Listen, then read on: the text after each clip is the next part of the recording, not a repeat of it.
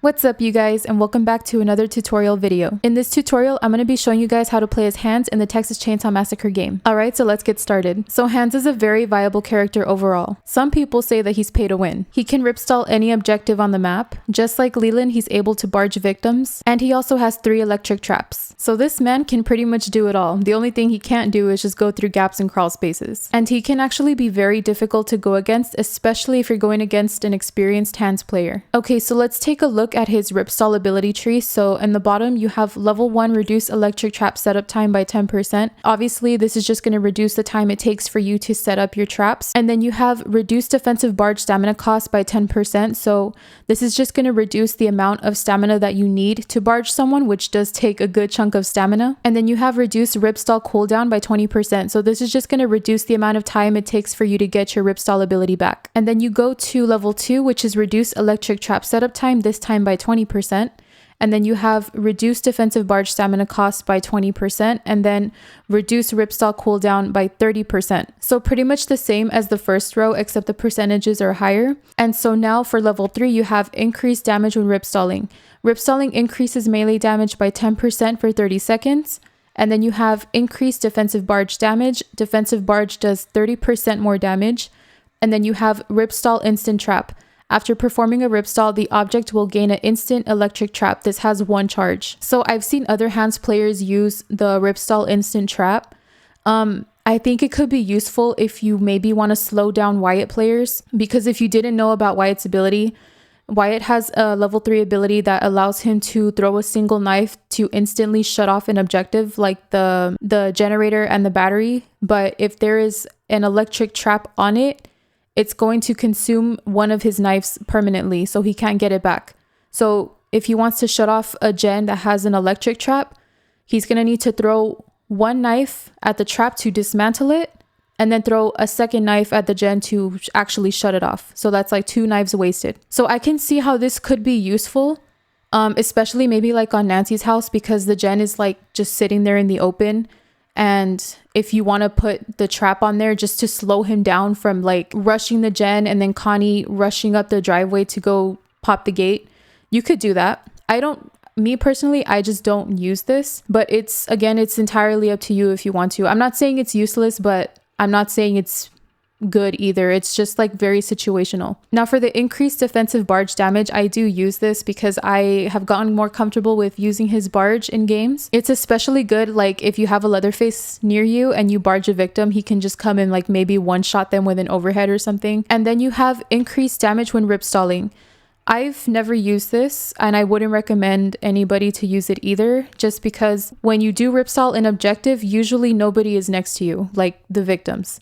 They do an objective and they leave, or they go somewhere else. And the 30 seconds in the game is going to go by pretty fast, so it's kind of useless to even put this on. The only way I would see this working is if you're like, let's say like a whole squad is rushing you on gen. Let's say that someone's at the gate, and like let's say Wyatt throws a knife at the gen, and like let's say all 4 victims are there.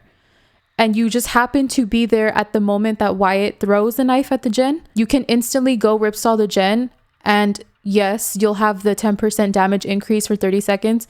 And since they're all there, you could possibly get a few hits on a couple of victims. You'll just do some damage to maybe 1 or 2 of them, but then the other 2 have probably welled, or they probably ran right back out the gate. So like I said, it's just this can be situational, but I would still say that it's useless in my opinion. What I use is reduce defensive barge stamina cost, along with reduce ripstall cooldown at level 2, and then I use increased defensive barge damage at level 3. For the electric trap setup times, I wouldn't bother with this just because you're going to be able to set up traps faster, but usually once you already have all your traps down in your desired areas, if a victim does dismantle it, you just go and tap X and it's going to reset. So I think that this is useless in my opinion. You're going to want to have level 1 reduce defensive barge stamina, and then level 2 reduce ripstall cooldown, because you want to get your ripstall ability back as soon as possible. And then of course for the third one, you want increased defensive barge damage to do more damage when you barge a victim. Okay, let's take a look at his skill tree now. So this is the path that I have for him. I went right, left twice, and then right again.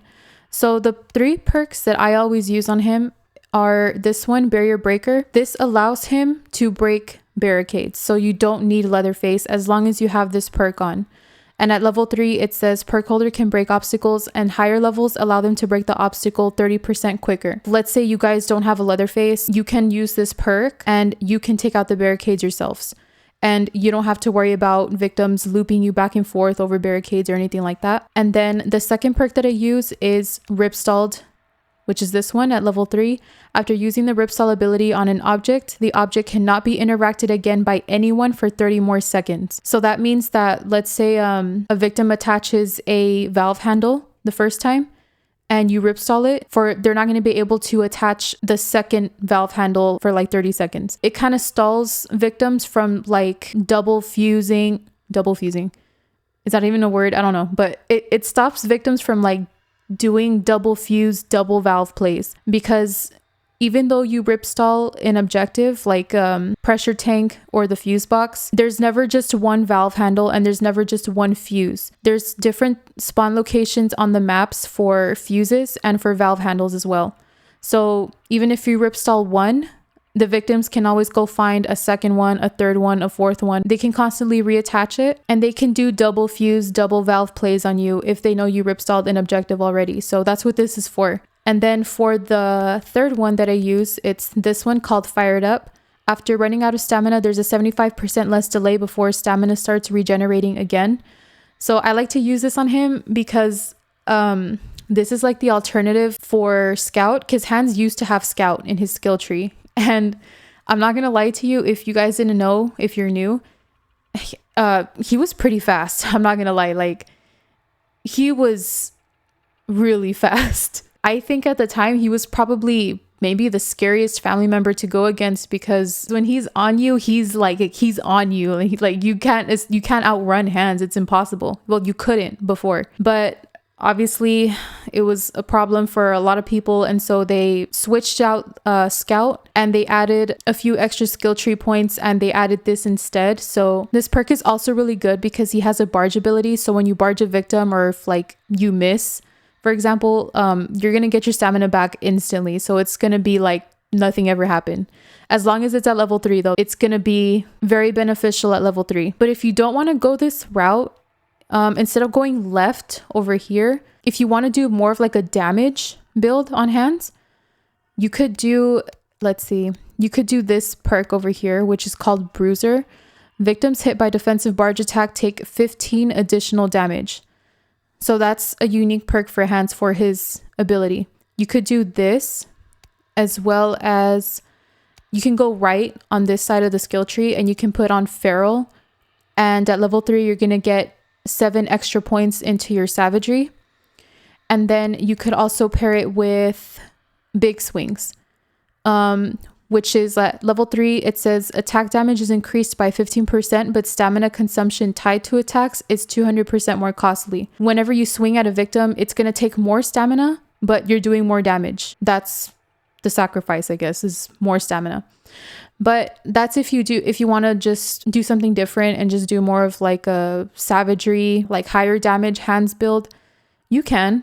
Or if you want to do the meta one, which is what I have on, then you can do that as well. I was also going to talk about this perk down here called Blunt Force Trauma. If you swing at a victim, it's going to cause this like concussive effect. It's going to show like a little concussive effect on their screen, but it doesn't do anything to them physically. Like it doesn't affect their gameplay at all. Like it doesn't make them move slower, or it doesn't make them blurry visioned, or like nothing like that. And that's it. I don't think it does anything, because I've seen other YouTubers who've used this perk and they tested it out and said that it doesn't do anything. I don't recall them even like making changes to this perk at all. So I'm pretty sure it's still the same. So I wouldn't use this, okay? You might think you're doing something with it, you're not. But yeah, so that is my build that I have on Hans. I don't really change it unless, like I said, this perk, if I know the Leatherface is competent, then I'll switch it out for Tracker Tagged. I'll even put Bruiser just for the extra barge damage, but I usually don't change this build. Now let's look at his attributes. So I have 47 into savagery. If you watched my cook tutorial and if you also watched my hitch tutorial video, I did mention how those two characters, their savagery caps at 47. The same goes for Hans. His savagery caps at 47 as well. That's what I was told before, so I've always kept it at 47. And even then, I think 47 it's fine. Like, it's decent. And then I just threw the rest into his endurance. You could put some, if you have the fired up perk over here, you could get away with putting some points into blood harvesting if you want to, if you really care that much about feeding grandpa. But I personally just throw it all into endurance, just because endurance is just more useful when you're patrolling, and especially when you have to use his barge sometimes. The higher your endurance, the better. Just so you guys can have a better idea of what his character is about, I'm going to show you guys a little bit of his gameplay. Okay, so right now we're on the graveyard map. So I'm only going to be showing you guys just one map, because there's no need for me to show every single map, because every map has a battery, a gen, fuse box, valve tank, all that stuff. So I'm just going to show you guys on this map because there's two things I want to talk about. So you have the gen right here, right? Let me just shut it off. Okay, so once it's off, you see how it says Ripstall? This just instantly turns it back on. Okay, so you look at the bottom right after I just ripstalled, so it's recharging a little bit faster because I have the level 2 ripstall ability cooldown, which is at 30%. So that's Hans' ability, and this goes for any objective. This goes for the valve, the fuse, battery, the water pumps, and he also has 3 traps on him, as you can see right there in the bottom right corner. So you can put traps like on the gen. You can also swing. You can also cancel the animation by swinging after you put a trap. I'll show you guys again. Let's put a trap right here on the gate. That's how you just cancel the animation of him like just standing there after putting a trap. And since I do have the barricade perk, oh, actually you can also put traps on barricades if you want to. Sometimes hitchhikers on this map will put a trap out here or inside, usually like out here in this area. But if you want to put a trap here too, you can. It's up to you. But I personally just like to put my traps on the gates themselves or on objectives. So, but since I do have the barrier perk,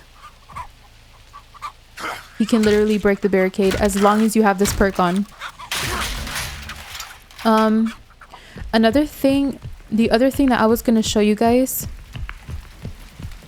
is the water pumps. Unfortunately, like, I would have to actually show it in a public game, but on this map, like, let's say that all 3 water pumps were turned on, right? You can't come back in here. Like, once it says that all the flood water has drained, which is all the water over here, if they're all green, you cannot ripstall this. Okay, you can also put traps on here too, but I wouldn't recommend it. I think your traps are better off like on the generator, on the fuse, and on the gates. Because on this map specifically, victims like to go for that side because it's easier. If you try to go for the pumps, you need someone to go all the way straight over there to caretakers to turn on the single pump. And then you have to come over here to unlock this gate. And then you have to come turn on these other 2 pumps. And then once the floodwater drains, then you have to go unlock the final gate. So it's kind of like, it takes a little bit longer to do this. And I can see why victims don't really go for this unless they have no choice. But I wouldn't put traps on the water pumps. But yeah, that's pretty much the only thing I was going to mention, is that once all 3 pumps are green and once the floodwater is draining, it's going to tell you, it's going to give you a prompt that says Ripstall. Even if you press Ripstall, it's still going to stay green. Okay, it's not going to stop the water from draining, because I've tried it before. So I think they need to fix that. And by fixing it, I mean not putting the prompt there in the first place, because then it's going to confuse players. Like, it's going to make them waste their ability for no reason, pretty much. So, I mean, once this is fully drained, I mean, that's it. Like, somebody has to stay in here and literally just guard that gate. So that's the main thing that I wanted to mention for this escape specifically. However, if it's any other escape, like the car battery, the gen, the valve, the fuse, or whatever, you can easily ripstall it. It's gonna, if the valve tank gets opened, the valve gate, if you ripstall the valve handle, it's gonna close the gate immediately.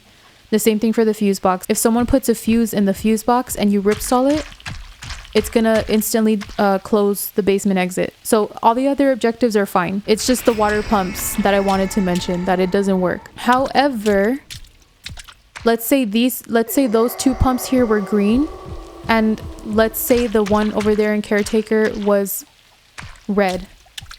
As long as they're not finished, like they're not fully green, you can ripstall it, okay? But I wouldn't waste a ripstall on that, just because you can literally stand there and turn it off yourself. It doesn't take long either. So, and usually other family members will come and turn it off, so you don't have to come over here and do that. Hands is usually supposed to stay where you kind of want to stay, like where the gen is at usually, like where the valve tank is, where the fuse box is, where the gen's at. So on this map, Hands is gonna want to stay back here. He's fast enough to watch this whole side as well, because sometimes the fuse box will spawn over here, or sometimes it'll spawn here in this corner, right here in this corner of the church. You've also got the gen that spawns here outside sometimes, or it spawns inside. So you want to just, as a Hands player, you want to be around these objectives in case you need to ripstall something, okay? You don't want to be standing over there at the water pumps. You want like one of the other family members to stand over there and watch it instead. But yeah, so like for this time the fuse box spawned right here, so you can actually put a trap here on the fuse. This goes for every other map as well. You can set traps on the fuse. Let me take this off. You can also set traps on the valve tanks themselves. I usually just trap the fuse because that's what victims go for usually. I don't really worry about the tank unless they're like pushing it really hard. But you can also put a trap here if you want to.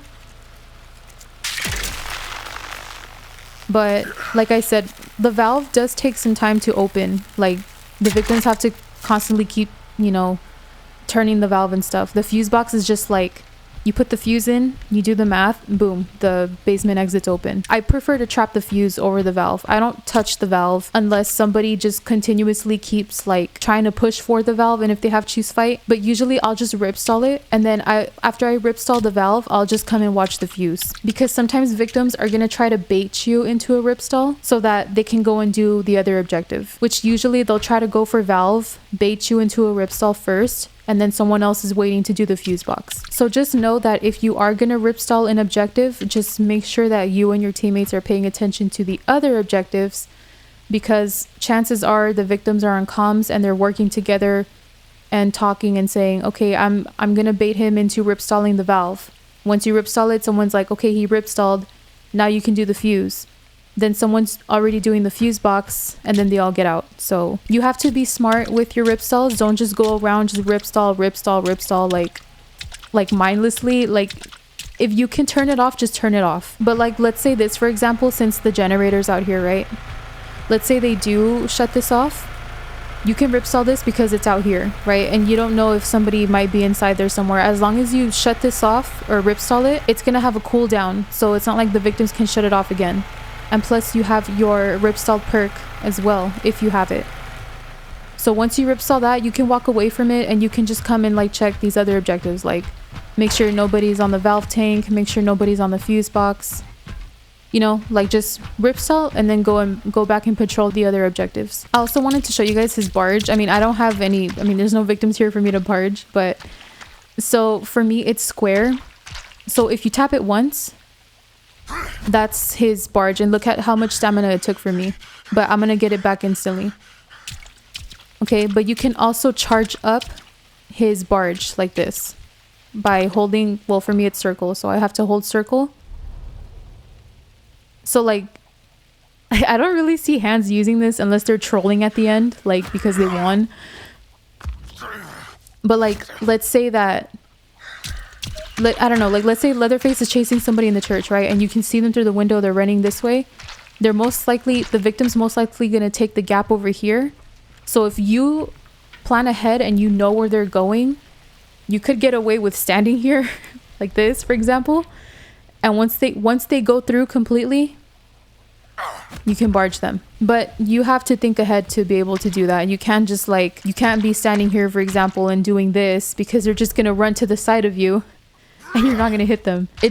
That alone just takes practice. It's gonna be a little bit difficult at first to like land your barge hits, but once you get comfortable with it, it's gonna be really easy. Also, just like Johnny and Cook, Hans is also able to close crawl spaces, and you can also place traps on crawl spaces if you want to, like this. Now, I usually don't trap crawl spaces unless it's on Slaughterhouse or Family House. Then there's certain crawl spaces that I will trap, but I hardly ever put traps on crawl spaces. You're better off just, like I said, you're better off just putting them on the crucial gates and just putting them on the fuse box, the valve tank, and stuff like that. What I will say though is no matter what map you're on, you always want to trap the fuse box, because victims usually like to do like double fuse plays with the fuse box. Nobody really goes for the valve unless they're trying to bait you into a ripstall. That's the only time they go for valve. But usually when there's a hands in the game, victims don't really go for valve just because they think that you're just going to ripstall it every time. So they try to go for the fuse as the main escape if they can't get the gen or they can't get the battery. So always just trap the fuse. Your other two traps, you can put them on the generator gates, you can put them on the battery gates. If you want to put it on a certain barricade, go for it. It's really up to you what you want to do with them. So yeah, that is pretty much it for hands. I just wanted to show you guys this map specifically just because I wanted to show you his ripstall, I wanted to show you his traps, but also the other thing that I wanted to show you was the water pumps, because it's not mentioned anywhere that if all the pumps are on, you can't ripstall them and reverse like the water drainage. I had to find that out myself, so it would be really annoying if you actually tried, like if you made your way all the way over here to ripstall a water pump and then it doesn't work. So that's why I wanted to show you guys on this map specifically. So that will be the end of my hands tutorial, and hopefully it was helpful to y'all. If you guys have any questions or if you have any tips of your own, feel free to leave them down in the comments. Thank you so much for watching, and I'll see you in the next tutorial.